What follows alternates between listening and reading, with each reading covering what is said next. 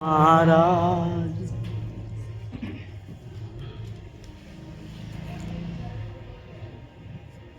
આજનું ભજન જે પોપટભાઈની નિર્વાણ તિથિ નિમિત્તે ભજન સત્સંગ કરવાનો અવસર મળ્યો. કેમ કે સત્સંગ દ્વારા નિર્વાણ તિથિ તો એક નિમિત્ત છે, પણ સત્સંગ કોઈના જીવનની અંદર ઉતરે તો એના જીવનમાં એને ખ્યાલ પડે કે ખરેખર સત્સંગ શા માટે કરવો જોઈએ. કેમ કે એક ઘડી આધી સે પુણ્યાત તુલસી સંગત સંત કી કટે કોટી અપરાધ. કેમ કે જો કોઈ સંતોનો સંગ કરવામાં આવે તો એક ઘડી નહીં પણ આધીમાંથી પણ આધી. કોઈ સાચા સત્સંગની અંદર જઈએ તો આ જન્મનો જે કુટારો છે એ તરત બાળીને ભસ્મ કરી દે. કેમ કે એટલે સંતોએ કીધું છે કે પહેલી ભક્તિ સંતન કર સત્સંગા. કોઈ સાચાનો સંગ કરવો. જો સત્સંગ કરતા કરતા કરતા ક્યારે આ દેહ છોડવાનો વારો આવી જાય ખ્યાલ પડશે નહીં, પણ સત્સંગ કરતા કરતા જો આ દેહ પડી જાય તો ક્યાંય પણ આ અધોગતિની અંદર આ જીવ જાહે નહીં. કેમ કે સત્સંગનો એટલો મહિમા ગાયો છે. સત્સંગ કોઈ સામાન્ય વસ્તુ નથી. એટલે કીધું છે સદગુરુ દેવ કા એક શબ્દ તાકા આનંદ વિચાર થકે મુનિજન પંડિતા જાકો વેદ ના પામે પાર. એક જ શબ્દ સદગુરુએ આપ્યો આપણે. કેમ કે આખું જગતનું જ્ઞાન છે ને એક શબ્દની અંદર સદગુરુએ બધી વાતનું સમાધાન આપી દીધું. કેમ કે જ્યારે આત્મા ઓળખાય એટલે પેલા તો આ કે દ્રષ્ટિ નાખે. આત્માનો જેને ટચ થઈ ગયો છે એ કોઈ પણ જગ્યાએ ચાંચ બોળે નહીં. જેમ હંસ હોય એને હાચા મોતીનો ચારો હોય. કેવો હોય? હાચા મોતીનો ચારો. જ્યાં સુધી એને હાચા મોતી ન મળે ત્યાં સુધી સંતો એમ કહે છે કે માથા પસાડીને મરી જાય. એમ સત્સંગ રૂપી મોતી છે. જો એના જીવનની અંદર એને ન મળે તો એને ક્યાંય હક થાય. કેમ કે મનની અંદર એટલા બધા ઉથાપણ વાંડે, ચિત્તની અંદર એટલું બધું ચકડોળ હાલે, બુદ્ધિની અંદર એટલા બધા વમળો ઉઠે. આ બધું આની અંદર ઉઠવા વર્ગી જાય. શું છે? એક શબ્દ પણ સદગુરુએ આને આપી દીધું. એક જ શબ્દ આપ્યો, સોહમ બ્રહ્મ તુહી. કેમ કે એક શબ્દની અંદર મહાજીવન પડ્યું છે. કેવું છે? આ જીવન નહીં, મહાજીવન છે. કેવું? કેમ કે આપણે જીવન જીવીએ છે ને એ કંઈક ને કંઈક આપણે ઘાટની અંદર જીવીએ છે, રંગ રોગાનની અંદર જીવીએ છે. પણ સદગુરુએ કયું જીવન આપ્યું? અલૌકિક જીવન આપ્યું. કયું? જે આ લોકના હોય લૌકિક વાતની અંદર રસ લે, પણ સદગુરુનો બાળક હોય અલૌકિક વાત કરે. કેવી? કેમ કે અલૌકિક વાતું વીરા મારા ઓલા મૂર્ખને નો કહેવાય. જો સંતોએ ના પાડી આ જ્યાં ત્યાં વાત કરવી, જ્યાં ત્યાં આપણે પોથા ખોલીને બેસી જાય ને આ બહુ વિષય ખોલવા જેવો, મર્મની અંદર વાત કરાય. કેવી કરાય? એને ખાલી પ્યાસ જગાડાય કે ભાઈ જો તું આની અંદર છે કોણ, પેલા વિચાર તો કર. આમાં બધાય જન્મ મરણ કરે છે, પણ આમાં જન્મે છે કોણ અને મરે છે કોણ? એવો એની અંદર ચોટ આપી દેવાય કે આની અંદર જન્મે કોણ અને મરે કોણ, એ તો તું વિચાર કર ભાઈ. તો આ દેહ નહીં હોય એ પેલાય તમે ક્યાંક હૈસો તો ખરા ને. તો આ દેહ પડી જાય એ પછી આપણે ક્યાંક હૈસે તો ખરા ને.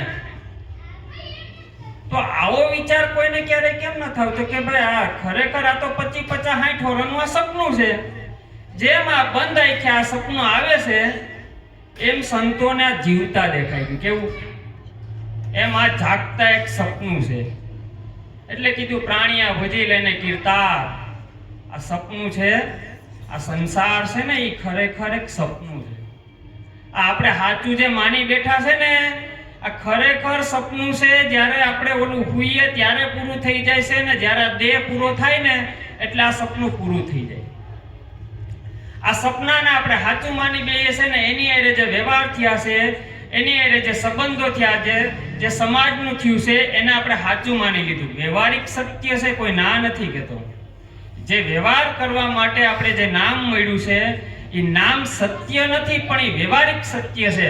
પણ સદગુરુએ આ જે નામ બતાવ્યું છે એ નામની આગળ બીજું કાંઈ નથી. જો એટલે રામદેવ પીર બોલ્યા છે કે પેલા સત્ય થઈને તમે સતને આરાધો. સતની આગળ નથી બીજું. જો ખરેખર જોવા જાવ તો સતની આગળ બીજું કાંઈ નથી.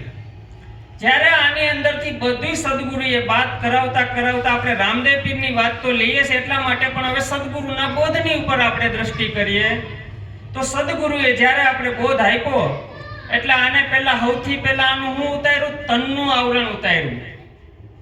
તનનું આવરણ ઉતાર્યું ને એટલે આને મનનું આવરણ ઉતાર્યું. મનનું ઉતાર્યું, ધનનું ઉતાર્યું. આ ત્રણ આવરણ બાદ કરી દીધા. કેવું? જ્યાં નામ લાગ્યું હતું, આ રૂપ લાગ્યું હતું, આ ગુણ લાગ્યા હતા ને ત્રણ ને બાદ કરાવ્યા. સદગુરુએ આ ત્રણ વસ્તુને બાદ કરાવી. પછી રહી ગયું હતું એક ચોથું શીશ. તો સદગુરુએ કીધું કે ખરેખર જો આને શીશ રહી જાય ને તો આને અહંકાર જાગશે. શું જાગશે? અહંકાર જાગે એટલે સદગુરુએ શીશ આનું લઈ લીધું. તો હવે વિચાર કરો કે તન, મન, ધન અને શીશ આ ચારે ચાર વસ્તુ લઈ લીધું તો હવે આમાં આપણું વધ્યું હું? આ જ્ઞાનની જો આપણે જ્ઞાનને હાવ સરળ છે ને એમ ખરેખર સરળ જોવા જાય તો સમજાઈ જાય તો સરળ છે, બાકી ખાંડા કેરી ધાર. જો નો સમજાય તો ખાંડા કેરી ધાર છે. હવે આ ચારે ચાર વસ્તુ લઈ લીધું, તન, મન, ધન અને શીશ, તો આમાં વધ્યું હું? તો કાંઈ નહીં. તો કાંઈ નહીં કીધું કોણે?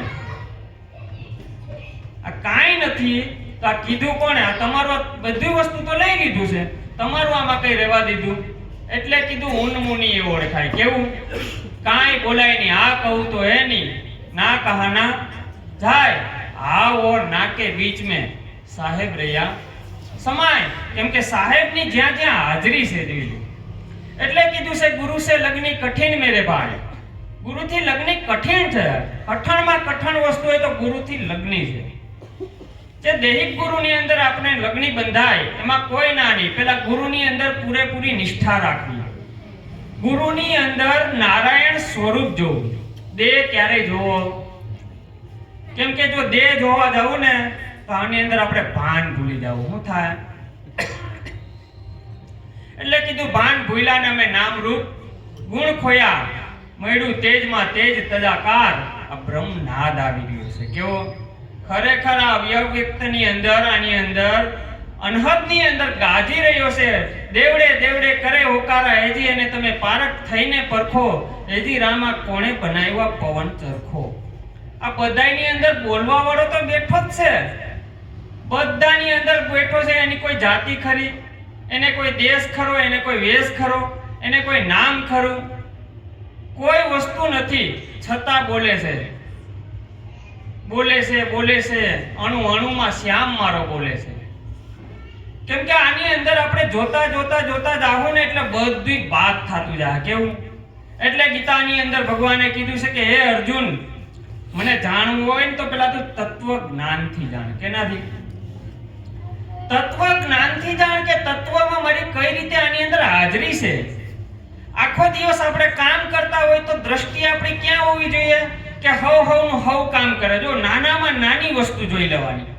કોઈ પણ વસ્તુ આપણે ઘાટ ઉપર નહીં, આપણે કોઈ પણ નાનું વસ્તુ હોય ને એની પર આપણી દ્રષ્ટિ પડી જવી જોઈએ કે હવનું હવ કામ કરે છે. તો કરે છે એ હવનું કામ કરે છે તો આની અંદર હું ભાગ ભજવું છું. જો આની અંદર ખ્યાલ પડતો જાય, શું થાય? ખ્યાલ પડતો જાય ને એટલે બધું છૂટું પડતું જાય. કેવું? જેમ દૂધની અંદર ઘી છે પણ એમને મળે નહીં. દૂધની અંદર એક છાશનું ટીપું નાખી દો પછી એને આખી રાત પડ્યું રહેવા દેવું પડે. શું કરવું પડે? પૈડું રહેવા દે ને બાકી એનામાં આંગળી હલાવાય, આખી રાત આંગળી હલાવ્યા રાખીએ તો દહીં જામે, પછી બા હવારે કે આને ઉકેડે નાખ્યા હો કે એમાંય કામ લાગે. એમ પેલા દૂધની અંદર એક છાશનું ટીપું નાખી દેવાનું, છાશનું ટીપું નાખી દે એટલે એને પૈડું રહેવા દીધું. એમ શબ્દરૂપી મોતી આની અંદર આપને જો કોઈ પણ શબ્દ અડી જાય ને તો આને પૈડો રહેવા દેવાનો. જેવું પૈડું રહે ને એટલે પરિવર્તન થાય. શું થાય? દૂધમાંથી દહીંમાં પરિવર્તન થયું, દહીંમાંથી છાશની અંદરથી માખણમાં પરિવર્તન થયું, માખણની અંદરથી એને કીટાનો ભાગ બાળી અને શુદ્ધ નારાયણ રૂપી ઘી પ્રગટ થાય. એમ આની અંદર શબ્દરૂપી પૈડો રહે એટલે જ્ઞાન સ્વરૂપે બ્રહ્મની અંદર આ બ્રહ્મ પ્રગટ થઈ જાય. કેવું થઈ જાય? જે એટલે કીધું છે કે ઉન ઘર કી કોઈ શાન સમજાવો. આ બ્રહ્મ કહાં से आया? તો સંતોએ અહીં પ્રશ્ન મૂક્યા છે, उन घर की कोई शान समझावा, ब्रह्म कहां से आया? तो निरांत बापू एनो जवाब आपे से, हमसे ब्रह्म. अब ब्रह्म से माया, माया से सब संसारा. जो हमसे ब्रह्म, ब्रह्म से माया, माया से सब संसार. जो आ माया से ने ई संसार पाछो ब्रह्म बनीने मायानी अंदर आव्यो, मायानी अंदरथी संसाરમાં આવ્યો છે ને પાછો બ્રહ્મ રૂપે વિલસી રહ્યો છે. એટલે કબીર સાહેબ બોલ્યા છે, એસો ખેલ રચો મેરે દાતા, જ્યાં દેખું ત્યાં તું નો તું, કીડીમાં તું નાનો લાગે, હાથીમાં વળી મોટો, આ માવત થઈને માથે બેઠો, આંકવા વાળો તું નો તું, બાળક બનીને રોવા લાગ્યો, રાખવા વાળો તું નો તું, ચોરી કરીને ભાગવા લાગ્યો, પકડવા વાળો તું નો તું. હવે આમાં કબીર સાહેબે એની જે ચેતન સત્તા છે એને આખી આની અંદર પ્રગટ કરી દીધી. શું કર્યું? જે ચેતન સત્તા કામ કરી રહી છે ऐसी भूल दुनिया के अंदर साबित करनी करता तू, ऐसो खेल रचो मेरे दाता, જ્યાં देखूं ત્યાં તું નો તું. કેમ કે એક જ વિલસી રહ્યો છે. ખરેખર અહીંયા પરમાત્મા સિવાય કોઈ બીજું કોઈ પ્રગટ છે? જે કંઈ પણ આપણી બીજી દ્રષ્ટિમાં આવે છે એ આપણો ભ્રમ થાય છે. કેવો થાય? ભાસ ઉભો થયો છે. આ જે ટોટલિંગ વસ્તુ ભાસ ઉભો થયો છે ને, આ ભાસ ઉભો થયો છે ને એ જ આપણું જન્મ મરણનું કારણ છે. કેમ કે આની અંદર ભ્રમણા અને ભ્રાંતિ, એટલે કીધું ભ્રાંતિના ભૂલા ઉદા ભવ ભવ ભટકે, સદગુરુ વિના તાળા કોણ ખોલે? કેમ કે આ ભ્રાંતિના ભૂલા જ છે. કેવું થયું છે? જેમ ઉનાળાની અંદર ભર તડકાની અંદર મૃગજળ દેખાય નથી છતાં ભાસે, અને આ મૃગ હોય ને એને પાણી પીવા દોડે છે, અને એ દોડતા દોડતા દોડતા દોડતા પોતાનો પ્રાણ ત્યાગી દે. જેમ કસ્તુરીની અંદર, મૃગની અંદર કસ્તુરી એની અંદર વસે છે અને બાર બાર ગોતે છે, એમ પોતાની અંદર પોતે પરમાત્મા છુપાયેલો છે અને આપણે બાર બાર બાર બાર ગોતીએ. ક્યાં ગોતીએ? જે બહાર આપણે ગોતીએ છે ખરેખર એને આપણે અંતરદશાની અંદર આપણે લાવવાનું છે. ક્યાં આપણી સુરતા જે વિખરાઈ ગઈ છે ને, આ સુરતા જે આપણે ચારેય બાજુ આપણી સુરતા ક્યાંક ને ક્યાંક ભટકે છે. એટલે કીધું સુરતા સોહાગણ સુંદરી ઉડી આજે આસ માન, વાલા ભરથારને ભેટવા છોડ્યા દુનિયાના તોફાના. તોફાનની અંદરથી સુરતા નીકળી જાય. બ્રહ્મને ભેદી, વિષ્ણુને ભેદી, ભેદી શંકરની ગાય. કેમ કે આની અંદર આ ત્રણે ત્રણ અવસ્થાને પણ આ વટી ગઈ. અને અહીંયા પાનબાઈ ને ગંગા સતી કહે છે કે જ્યારે તમારે હરી ભાળવાનો સમય આવે ને ત્યારે તમારે સત્વગુણને પણ મૂકી દેવો. કેમ કે આ સત્વગુણ છે એ પણ બાધક છે. કેમ કે આની અંદર એક વસ્તુ બહુ ખ્યાલ રાખવા જેવી છે, પોતાથી મહત્વ ક્યારેય કોઈને આપવો, પોતાથી વિશેષ આ જગતની અંદર ખરેખર બીજું કોઈ છે જ નહીં. કોઈને મહત્વ ન આપો. જો તમે કોઈને મહત્વ આપ્યો એટલે તમારાથી તમે જુદા. તમે સેજ પણ કોઈને પણ મહત્વ આપી દીધો તો તમે પરમાત્મા સ્વરૂપ હતા ને તમે જીવ દશાની અંદર આવી ગયા. કેમ કે પોતે ભ્રમ વિલસી રહ્યો છે. કેવું છે? જ્યારે એક શિષ્ય હતો અને એક મહાત્માએ પૂછ્યું કે ભાઈ શું ફરકે છે? કે બાપજી ધ્રજા ફરકે.